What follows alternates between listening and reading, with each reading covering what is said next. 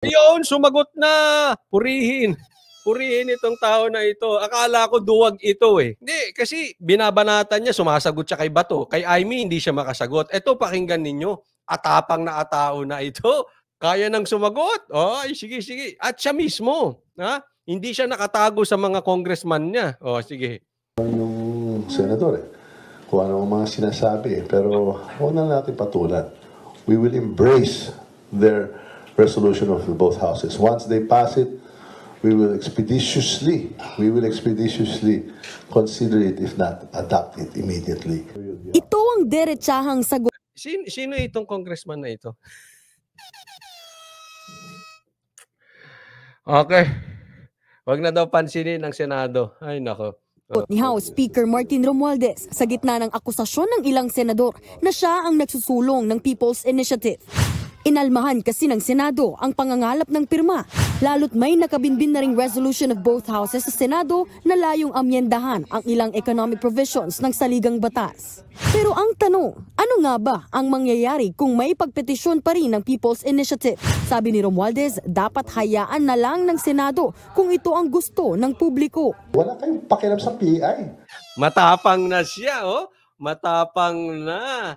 Ito siya sabi ko, pupurihin ko na. Oh, 'di ba? Pag meron, papalakpakan natin. Sa wakas, siya na ang sumasagot. Oh, 'di ba dati, lagi siyang parang ang trabaho ng mga congressman niya, parang tagapagtanggol niya, parang abogado kunwari siya, patay mali siya, walang ginawa, tahimik lang, mabait, kawawa. O ito siya na sumagot. Wala kayong pakialam sa PI. Oh, pinuri kita. Sa mga bashers na nandito, sa mga ginagawang Diyos, ito si Romualdez, pinuri ko sumasagot na, dati takot sumagot. Kaya lang, meron lang akong parang napuna.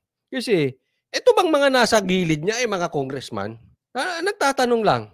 Kasi, sumagot siya, pero parang pinakita niya, eto mga kasamahan ko, sama-sama kami dito. Agree kami dyan sa PI. Di ba? Hindi siya sumagot nung parang kasi kahit si Boying, 'di ba? Hindi natin type si Boying, pero pag siya nag-press con, mag-isa lang siya. Sasagutin kanya mag-isa. Hindi niya ipapakita ito mga kasamahan ko. Siya minsan lang sasagot, babanggitin pa si Marcos, parang tumatago kay Marcos, 'di ba? Or tagapagtanggol niya. Hindi ko alam kung ano na ba trabaho ng congressman ngayon kung tagapagtanggol na ng speaker. Ngayon naman may mga amuyong sa gilid. Di ko alam kung ano posisyon o kung mga congressman to, pero it shows na parang hindi pa rin siya nakapagsalita mag-isa. Although siya nagsalita, kaya nga pinuri ko Yay, palakpakan natin si Tamba. Kaya nang ipagtanggol ang sarili. Sana next time ikaw mag-isa, wag mo nang ipapakita yung nasa mga gilid mo. Wag mo na isama, patawag kang press con. Yun lang. Patawag ka sarili mong press con, tapos ikaw magsalita. Kasi si Aimee, pag nagsalita, mag-isa Kita nyo, difference? Atapang. Sila Pimentel, mag-isa. Si Villanueva, mag-isa. Pag bakbak. Si Bato, binanatan siya, mag-isa. Wala yung papakita mo, andito ito mga kasama ko. Kasama namin yan. Sige. Madami kami. Walang ganunan, ha? Game. Yung PI, trabaho na yan ng taong bayan. Yung mga congressman at yung mga senador, trabahuin natin yung legislation. Ayun. Yun naman pala ba't kayo nangingialam sa PI? Tama siya. Ang People's Initiative o PI o Political Initiative galing sa tao. Organic dapat, Brad. Kagalang-galang na Speaker Romualdez. Organic dapat. Hindi binuyo. Okay ito. Kumuha kayo ng ayuda. Pipirma kayo, pipirma. O pirma kayo dito. Hindi ganun. Dapat organic sa kanila galing. Look who's talking. Hindi trabaho yan daw ng talaga ng congressman at ng senador. Ang trabaho nyo, magpanukala ng batas? Really? Do you believe him? Nagtatanong lang. Hindi, ako tanong ko, Speaker. Sa sinasabi mong yan, sa tingin mo naniniwala ang taong bayan? Kasi kung naniniwala sila, pag ikaw ay may sinasabi, ang trust rating mo tumataas. Bumabagsak ka Ayaw nga nila ng PI Ikaw lang ang pilit ng PI. Sa katunayan, napaka-divisive na ng PI. Nahati na ang unity team because of that. Siyempre marami pa ang dahilan. Nahati ng legislative. Kasi magkasama dapat ang senador at kongreso.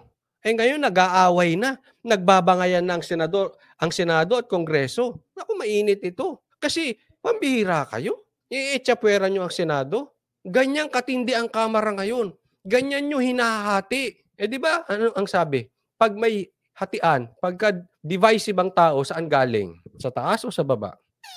Sinong bumubulong? Okay na, sumagot. Pati pamilya mo nahahati because of that. Sinabi na ng pinsang mong si Marcos na presidente nyo, tigil na yan. Tuloy-tuloy pa rin kayo. Pinagpipilitan nyo pa rin. Sinabi na ni Amy, meron siyang ebidensya sa'yo. Ano mo ngayon? Inaaway mo siya. Imbis na itigil. Alam mo, ito yan eh. Kung si Romualdez ay hindi talaga divisive na tao, nakikita niya nahahati. Tatandaan po natin yan ha. Ang taong sensitive, pag ang isang bagay nakikita niyang nagiging cause ng hatian lang sa grupo, lalong-lalo na ito. Kaya tama ka, kaya mali ka, drop it. Bakit? Mas importante yung samahan ninyo. Mas importante, sama-sama ang mga Pilipino. Mas importante yung kapakanan ng mamamayang Pilipino kesa yung sinasabi mo, kaya tama ka, kaya mali ka. Drop it. Drop the issue. Stop it. If it will cause division, stop it. Kaya lang wala eh. Hindi ka talaga sensitive. Ayaw ka talagang makinig. Tigas ulo mo. Ewan ko sa iyo. Presidente na sinuway mo pa. Kung tutol daw talaga ang mga senador, pwede rin daw silang magtulak ng sarili nilang People's Initiative. If they want to pursue or if they want to inspire another people's initiative, we shall support the same. Pangit nga yung, tingnan mo naman talaga ito si Tamba. Nakita niyo yung sinabi niya? Kung kayo ay gusto niyo rin magtulak ng People's Initiative, susuportahan namin kayo. Abay, loko-loko. May sapak talaga ito. Di bakit? People's Initiative nga eh. Ang People's Initiative hindi itinutulak. Galing sa tao yun. Naiintindihan. So, ibig sabihin, yung itinutulak mo ang People's Initiative, mali. Para ka nagtutulak ng droga. Edi, para mo sinabi, para lang ha. Ito ay analogy lang. Huwag nyo, wala kayong pakialam sa PI. Kung gusto rin nyo rin magtulak ng Coca-Cola, magtulak din kayo. Ano ka ba naman? Mali nga itinutulak ang PI. Kusang loob yan, organic. Tingnan mo mga rason nitong tao na ito. Pakigising nga ako, sino ba talaga ang political advisor nito? Alam mo, mali. Kasi ang sabi sa akin, kasi minsan na i-discuss ko ito eh. Ano ba itong mga diskarte ni Tamba? Mali. Ang aga niya binanata ng Marcos, lalong babagsak siya yan. Political suicide, binanatan mo ang Duterte pala. Sabi niya, style yan. Nip in the bud yan. Una pa lang, anuhin mo na, baklasin mo na yan nang hindi lumaki. Mali, hindi ako naniniwala dun. Yung nip in the bud na yun. Lalong lumalakas na yun eh. Lalo siyang lumulubog. Sisantihin mo yung political advisor mo. Mali-mali ang payo. Hindi masasabi na there are, what do they call it before? Sinister moves or machinations on the part of the House that would be detrimental to the interests of the Senate. Sinagot din ni Romualdez ang mga banat ng pinsan niyang si Sino ito? Sinagot daw si Amy. Yan na, matapang na. Sasagot. Sa amin, pag sasagot ka pa, sasagot ka. Hindi, walang ganunan. Hindi, ginawa mo si Sarah. Hindi. Senator Amy Marcos. Paglilinaw niya, wala siyang nilalabas na 20 million peso sa kada distrito para mangalap ng pirma. Iginiit din niya. Amy, wala daw siya 20 million nilalabas kada distrito. Ang daming pera. 20 million kada distrito. Alam nyo kung totoo yan, I think dapat ikulong ito. Isipin nyo, saan kukunin yung 20 million? Di sa inyo. Sa pera ng taong bayan, sa kaban ng taong bayan, kung totoo so kailangan mapatunayan to ni Amy. I dare you, Amy, patunayan mo. Dahil karapat dapat makulong yan. Hindi po pwede yun. Pera ng taong bayan, babayad mo pampirma? Hindi mo pera yan Antayin natin kung totoo to at maglalabas ng ebidensya si Amy. Na walang basehan ang paratang na pinipilit niya ang People's Initiative at inaabuso ang kabaitan ni PBBM. Ang mga Marites siguro, nakikinig sa mga Marites, I'd like her to prove it and she has the proper means and ways she can go to whatever court or agency, the COMELEC, let her prove it. Yun. Ito. Correct ka. Tama. Dito sang-ayon ako sasabihin nyo, bias ako. Sumasang-ayon kay Romualdez. Dapat patunayan mo, Amy, yan. Kasi pag mamarites lang yan. Pag di mo napatunayan yan, marites ka. Kaya ako, hinahamon ko si Aimee, patunayan mo na may video ka, meron kang text messages, meron kang pictures na nagpapatunay na nagbibigay siya ng 20 million kada distrito para makakuha ng pirma. Laki nun, ilang distrito sa buong Pilipinas? 20 million times ano? Oh. Kayo na lang mag-ano. Ganon. Pero, eto sasabihin ko sa iyo. Ano ba yun? 26, 27, 28, 29, 30. January 30. Iimbestigahan na. Lagot ka. Baka doon, ilalabas ni Aimee yung kanyang ebidensya. Ano? Tama. Patunayan mo at papatunayan sa tingin ko ni Aimee. Sabi niya, gawin mo lahat. Paimbestigahan mo sa ahensya, sa COMELEC, etc. Hindi. Maggagawa sila. Naku, lagot ka. Lagot ka, Tamba. January 30, Tuesday, abangan po natin yan.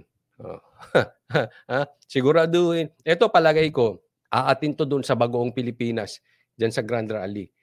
Siyempre, kailangan kumuha ng lakas yan kay Marcos. Kaya lang, Marcos, huwag ka na magdidikit dito. Pag lubog nito, you will go down with him. Pag hindi ka bumitaw dito.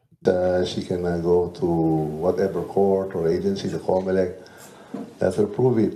Sa kanya namang sulat kay Senate President Mig Zubiri, tiniyak ni Romualdez na susuportahan at ia-adapt ng Kamara ang resolusyon na ipapasa ng Senado kaugnay sa Chacha. Senyalis daw ito na nagkakaisa ang dalawang kapulungan ng Kongreso sa pagbalangkas ng bagong saligang batas. Nga, ayaw nga nila eh. Saan man nakatira ito talaga si Tamba? Hindi nagkakasundo. Galit na nga ang Senado. Saan kaya pinupulot nito kanyang mga sinasabi?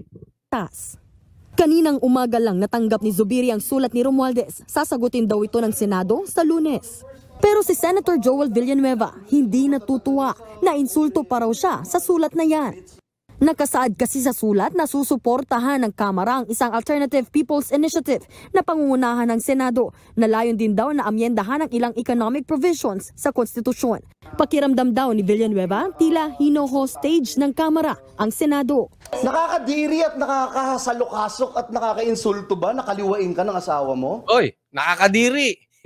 Syempre. Di ba nakakasulakol, sukalakol? Basta yun. Nakakadiri. Yun na lang. Ha? Nang kaliwain ka ng asawa mo? And then sasabihin sa iyo ulit, para we make amends, mga liwa ka na din. Payag kayo nun? Batukan kita kung gano'n. Di ba? Ganyan po yung sinasabi nitong si Tamba.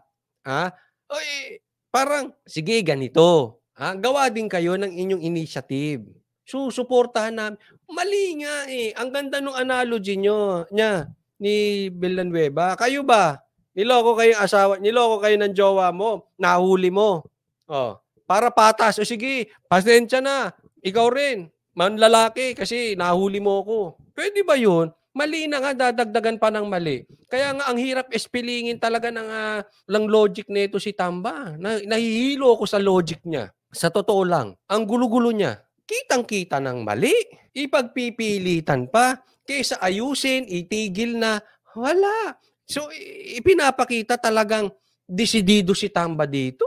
Talagang kung ano-anong naiisip, ano-anong pumapasok sa utak. How would you feel? Hostage? Are they trying to hostage us? Perhaps it's true. It appears. But Senate cannot...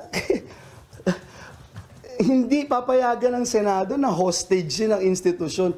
Nino man, and I will say this, nino man, history will bail me out. Nino man, kahit na pinakamakapangyarihang tao sa balat ng lupa, hindi magpapahostage ang inyong Senado. Nagbabalita mula. Ewan ko. Ewan ko kung anong nakain ito. Payo sa'yo, Tamba. Tigilan mo na. Nahahati lang ang bayan dahil sa pangarap mo. Kung hindi totoo, kasi alam mo ang lumalabas na ginagawa nitong si Tamba. Huling-huli na siya, itinatanggi pa. Ito yung sinasabi na, ito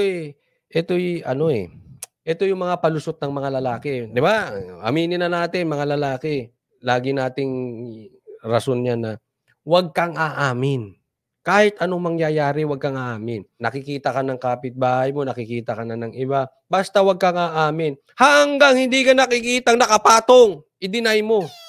Kung po pwede nga, nakapatong ka na, i-deny mo pa rin ng bababae ka. Parang ganito yung ginagawa ni Tamba. Kaliwat kanan na ang ebidensya. Even yung Senado sinasabi, pinsan niya sinasabi, pinapahinto na ng presidente. Mali yan. Hindi lang niya madiretso na tigil mo yan. Kasi may pagka-weak yun eh. Itigil mo yan. I-deny pa na hindi siya involved. Grabe, no? Ganyan sa katindi. Public knowledge na, dinideny pa. Ang style nito si Tamba, style mo bulok.